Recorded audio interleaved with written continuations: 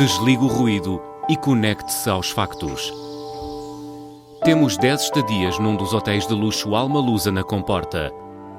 2 adultos, 2 noites. Assine hoje o Observador com até 58% de desconto e habilite-se a ganhar. Tudo em observador.pt.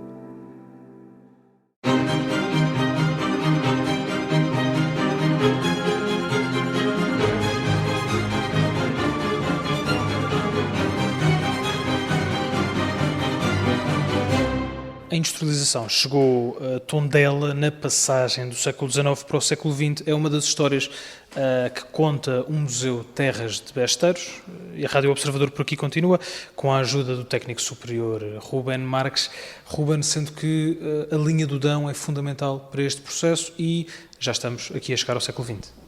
Durante muito tempo, Tondela foi uma região essencialmente agrícola, e neste aspecto também não diferia muito do que acontecia em várias outras zonas do país. Um dos aspectos que de facto foi muito importante para essa transformação foi a construção da linha do Dão, cujo trajeto de 50 km ligava Santa Combadão a Viseu, passando por Tondela, e o comboio foi transformador porquê? Porque revolucionou a forma como as pessoas e as mercadorias se movimentavam de um lado para o outro. Gostava também de deixar uma nota. Uma das figuras mais importantes do nosso concelho é Tomás Ribeiro.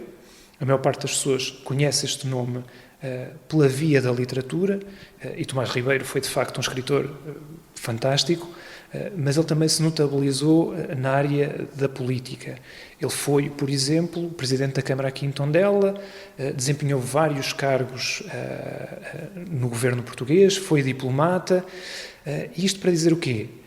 Embora ele tenha passado grande parte da sua vida fora deste concelho, ele nunca esqueceu as suas raízes e foi uma das figuras que impulsionou a construção da linha do Dão e que, acreditamos nós, terá também dado a sua influência para que essa linha passasse em Tondela, cidade onde ele de facto foi Presidente da Câmara, e em Parada de Gonta, uma pequena aldeia que a maior parte das pessoas não conhece, mas que foi a aldeia onde ele nasceu.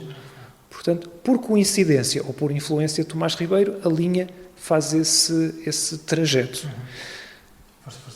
Aquilo que eu ia só dizer é que o comboio também foi, de facto, muito importante para o surgimento das primeiras fábricas aqui na região. E nós temos 2 fábricas particularmente importantes. Uma delas também nasceu em Parada de Gonta. Era uma fábrica que utilizava as águas do rio Pavia para ativar os seus motores e fazer panos, e empregava dezenas e dezenas de pessoas. Portanto, terá sido uma coisa absolutamente revolucionária numa aldeia tão pequena e que provavelmente até ali vivia quase exclusivamente da agropecuária. E essa fábrica produzia em quantidade e em qualidade, tanto que os registros dizem-nos que pelo menos boa parte da produção seria depois para fora, para outras cidades do país, ou eventualmente até mesmo para exportação. E depois temos uma segunda fábrica muito importante na nossa história, que é a chamada Fábrica da Naia, que, embora também estivesse ligada ao aproveitamento das florestas, se notabilizou essencialmente pela produção do tijolo burro e das telhas. Sendo que há também nesta sala, Ruben, uma coleção de fotografias que mostram Tondela no século XX. Era isto que poderíamos ver se tivéssemos uma máquina do tempo e conseguíssemos andar para trás. Estas fotografias são muito interessantes porquê? Porque nos mostram uma realidade que ao mesmo tempo parece muito distante, mas que na verdade terá ocorrido há 100 anos. Estas fotografias, ou a maior parte delas, será do início do século XX, e aquilo que nos mostram são roupas diferentes, profissões diferentes, povoações que em alguns aspectos se mantêm parecidas, noutros aspectos mudaram muito, e portanto são um bom registro para nós mantermos a memória histórica do que era e do que é agora Tondela. As fotografias são sobretudo importantes quando nós recebemos a visita de escolas, sobretudo das turmas de visitantes mais novos. Porquê? Porque eles olham para estas fotografias e acham que coisas deste tipo serão da pré-história. E têm muita dificuldade em compreender que estas fotografias não foram tiradas assim há tanto tempo. E, portanto, o museu também tem este lado, que é utilizar um recurso interessante, um conjunto de fotografias, para mostrar que no tempo dos nossos bisavós ou trisavós, de facto, as coisas eram muito diferentes e são, de facto, um recurso pedagógico interessante. E sem estes caminhos de ferro, esta linha do Dão, Tondela seria uma cidade muito diferente do que é agora, se é que chegasse a ser cidade de todo. Eu acho que o comboio teve um papel fundamental em todo o século XX. É claro que, entretanto, a linha foi desativada, hoje foi convertida numa ecopista ou numa ciclovia, que também tem o seu interesse. Eu convido toda a gente a fazer aqueles 50 km ou a pé ou de bicicleta. Um ponto turístico também relevante, imagino eu, aqui da região. Um ponto turístico extraordinariamente relevante. Passa por 3 concelhos diferentes. Começamos em Viseu, passamos em Tondela, terminamos em Santa Combadão.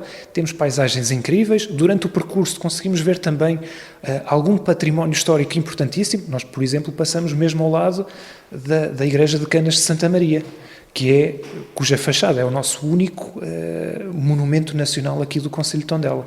Portanto, por todos os motivos e mais alguns, esse projeto é muito interessante.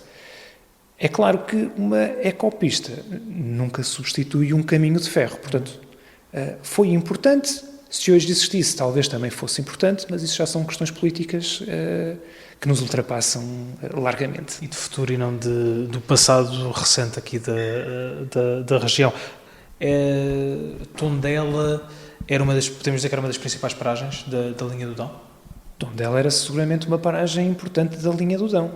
Daqui partiam pessoas, mercadorias e até mesmo ideias. E esta parte é muito importante, porque ao lermos os jornais antigos, temos coisas tão interessantes como quando houve a implantação da República, foi o comboio que trouxe, se calhar, as primeiras notícias e as primeiras pessoas que tiveram influência nessa revolução. Portanto, o comboio foi importante de todos os aspectos. Não só para o cidadão comum que quer dar um passeio, e no início do século XX o comboio não seria seguramente para dar passeios, mas tinha a sua importância estratégica, económica, financeira e também em alguns aspectos política.